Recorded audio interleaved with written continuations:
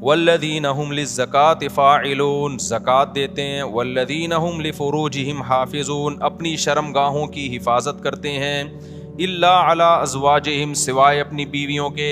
یہ بار بار میں مضمون بیان کرتا ہوں، اہل جنت کی علامت کیا ہے کہ بیوی کے علاوہ اس کے پاس کوئی راستہ نہیں ہے، نہ ہینڈ پریکٹس کا راستہ ہے۔ اللہ ڈاکٹر ذاکر نائک کو دنیا اور آخرت کی بھلائیاں دے، ہمارے لیے قابل احترام ہے، لیکن انہوں نے جو ہینڈ پریکٹس والا مسئلہ بیان کیا وہ بالکل غلط ہے۔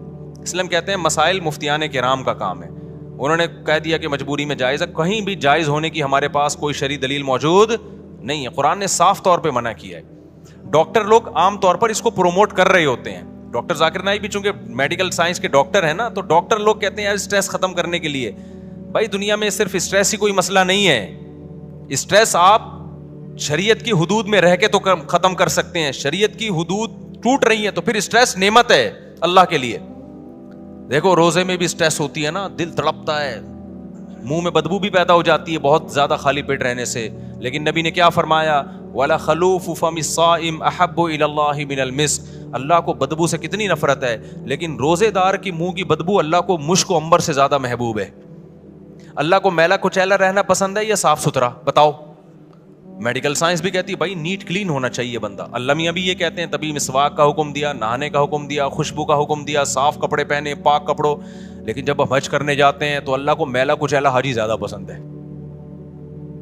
اب ڈاکٹر تو وہاں بھی کہے گا یار یہ میل کچیلا ایکچولی جرمس ایکچولی، بھائی اللہ کے لیے اب میلا کچیلا کیا ہے؟ پراگندہ بال، لمبا سفر، لمبا احرام، تبھی تو حج قران سب سے افضل ہے۔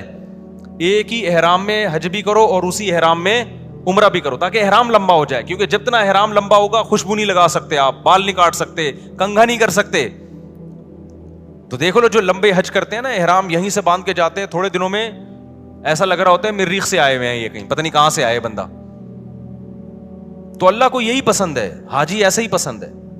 نہانے کی اجازت ہے حج میں، صابن نہیں لگاؤ، خوشبو نہیں لگا سکتے، تو بس اللہ کا ایک نظام ہے، نارمل روٹین سے اللہ نے حاجی کو کیا کر دیا؟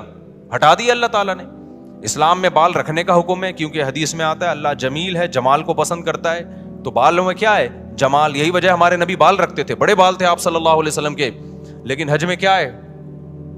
بولو، بال کٹا دو۔ اچھا مجھے لوگ کہہ رہے ہیں آپ کے کیوں ہیں؟ اب تو عمرہ کیا آپ نے، ایک صاحب کہنے لگے اس پہ تو 6 عمرے اور ہو سکتے ہیں، اتنے بڑے بال ہیں۔ تو بھائی میں نے کہا قصر بھی تو ہے نا، ہم نے ٹرینڈ کئی دفعہ کرا لی، اب کیا ہے؟ قصر بھی سنت ہے، وہ بھی ٹھیک ہے۔ تو بہرحال بڑے بالوں میں زینت ہے، لیکن حج میں کیا ہوتا ہے؟ دہشت گردی کا جڑ سے خاتمہ۔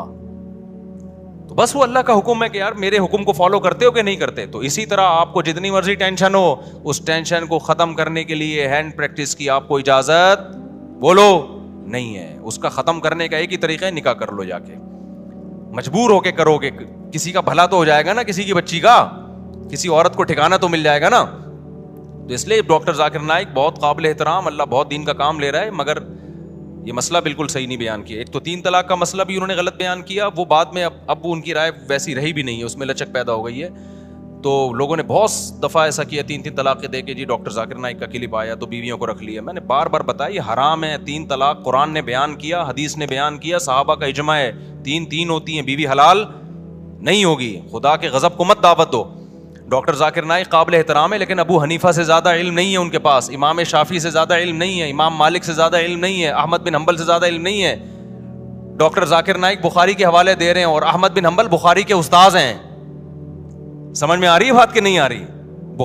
امام بخاری کے استاذ ہیں احمد بن حنبل، امام شافعی احمد بن حنبل کے استاذ ہیں، امام محمد امام شافعی کے استاذ ہیں، امام ابو حنیفہ امام محمد کے استاذ ہیں، اور امام مالک بقیہ 3 اماموں کے استاذ ہیں، اور یہ تابعین تبع تابعین کے دور کے لوگ ہیں۔ پوری امت نے ان پہ اعتماد کیا ہے، اور اس وقت اعتماد کیا ہے جب یہ 2 نمبریاں نہیں تھیں، اس طرح کے منجن نہیں بک رہے تھے مارکیٹ میں، نیک لوگ تھے، پرہیزگار لوگ تھے۔